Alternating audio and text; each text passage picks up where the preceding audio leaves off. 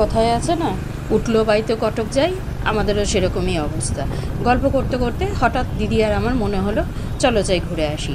আর দাদাভাইরা অর্থাৎ জামাইবাবুর মোটরসাইকেলে করে আমরা তিনজনেই, দিদি আর আমি দুজনেই পেছনে বসলাম, বসে আমরা রওনা দিলাম কি না মালঞ্চাই চপ ঘুগনি খাবো। এবার যাচ্ছি, গিয়ে তখন রাত্রি 8:30 বেজে গেছে। অলরেডি সেখানে চপ ঘুগনি প্রায় শেষ। আমরা চপটা পেয়েছি, ঘুগনি একদমই পাইনি, ঘুগনিটা শেষ হয়ে গেছিলো। তা কী করি?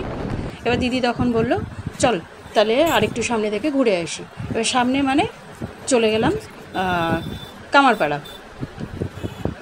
ওই যে হাট বসেছে শুক্রবারে বক্সিগঞ্জের পদ্মাপাড়ে, না তবে এটা বক্সিগঞ্জের পদ্মাপাড়ে না, আর শুক্রবারও না, ছিল বৃহস্পতিবার আর ছিল কামারপাড়ার হাট। চলে গেলাম হাটে। এ দেখো বন্ধুরা, তোমাদের দেখাচ্ছি সেই হাটের ছবি, তোমরা দেখতে পাচ্ছ।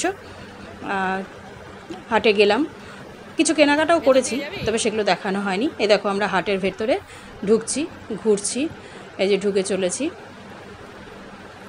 এই যে যাচ্ছি। প্রচুর দোকান তখনও আছে। আমার ধারণা ছিল যে 9টায়, কারণ আগে যখন আমি ছোটো থাকতে হাটে গেছি তখন 7টা 7:30টায় সবাই উঠে চলে যেত। আসলে তখন তো ইলেকট্রিসিটির ব্যাপার ছিল না। তো এখন ইলেকট্রিসিটি হওয়াতে আমার দেখে অবাকও লাগলো আর ভীষণ ভালোও লাগলো যে রাত 9টা তখন, তবু কিন্তু হাটে অনেক দোকানপাট রয়েছে। এই দেখো তোমরা দেখতে পাচ্ছ সবজি দোকান রয়েছে, যে কেনাকাটা করছে। লেবুগুলো দেখো দেখছে।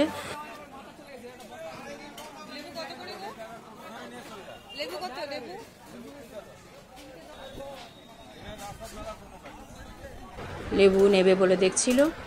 তারপরে টুকটাক কিছু কেনাকাটাও করা হলো। আমরা হাট থেকে লাউ কিনলাম, তারপরে কাঁচা কলা কিনেছিলাম, আরও 2-4টা সবজি কিনেছিলাম।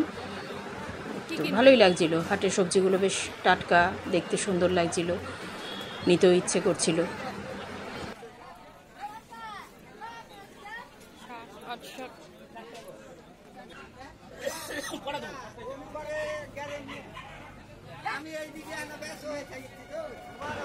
লেবুও নিলাম আমরা ওখান থেকে।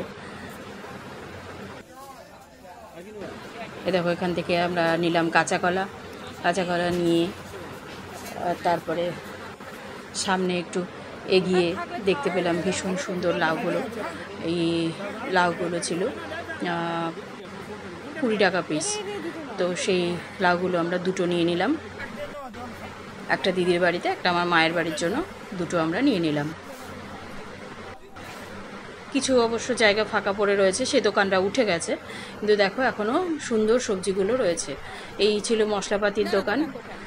এই ঘুরে আমরা বেশিক্ষণ থাকিনি, খুব অল্প সময় আমরা হাটের মধ্যে ছিলাম। থেকে আসলে তেমন কিছু কেনাকাটা নেই, কিছু প্ল্যান করেও তো যাইনি, সেই জন্য আবার আমরা ওখান থেকে রওনা দিলাম। এ দেখো পিচ রোড হলেও শহর থেকে একটু দূরে, তাই রাস্তাঘাটে তেমন আলো নেই, দোকানপাটও কম, বা থাকলেও বন্ধ হয়ে গেছে। রাস্তার ধারে যেসব দোকানগুলো প্রায় বন্ধ হয়ে যাচ্ছে সব। তখন 9:30 বাজে, আমরা ফিরছি বাড়ির পথে। এভাবে আমরা বাড়ির পথে এবার ফিরে চলেছি। তবে অনেক দিন পর এরকমভাবে রাত্রে বেরিয়ে আমার ভীষণই ভালো লাগছিল। তো বালুরঘাটে যখন আমি মায়ের এখানে আসি, তখন আমার দিদি বোন যেহেতু কাছেই থাকে, মানে মায়ের বাড়ির কাছেই থাকে, আমি দূরে থাকি, সেজন্য আমি এলে এরকম হঠাৎ করেই ওদের সাথে একটা প্রোগ্রাম হয়ে যায়। আগে থেকে কোনো প্ল্যানিং থাকে না, হঠাৎ প্রোগ্রাম হয় আর হঠাৎই আমরা বেরিয়ে পড়ি। খুব মজা হয় কিন্তু সেই বেরোনোতে। আগে বাবা মাকেও নিয়ে বেরোতাম, এখন বাবা মার একটু শরীরটা ঠিক না থাকায় বেরোনো হয় না। এই প্রায় আমরা বাড়ির কাছে চলে এসেছি, এবার আমরা শহরের মধ্যে ঢুকে গেছি। সুতরাং দেখো শহরের রাস্তাঘাট, বন্ধুরা দেখো শহরের রাস্তাঘাট আর গ্রামের রাস্তাঘাটের মধ্যে ডিফারেন্স কতটা। ওদিকটা ছিল অন্ধকার, এদিকে দেখো পুরো জমজমাট আলোতে আলো। তবে গ্রামটা কিন্তু আমার বেশ ভালোই লাগে, অন্ধকারের মধ্যে দিয়ে যাচ্ছি, এরকম একটা বেশ ভালোই লাগছিল। এই ফিরে এসেছি, চলে এসেছি প্রায় বাড়ির কাছে। জার্নি আমাদের শেষ, ভীষণ খুশি আমরা। এবার চলেই এসেছি প্রায় বাড়ির কাছে।